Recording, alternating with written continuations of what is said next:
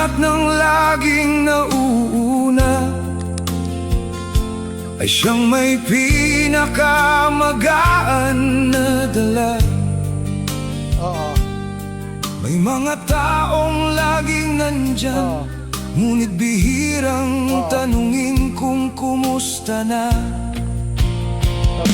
Ito ang kwento ko, mga salitang hindi ko nasabi, habang akala ninyong kaya ko pa. May mga pasanin ang hindi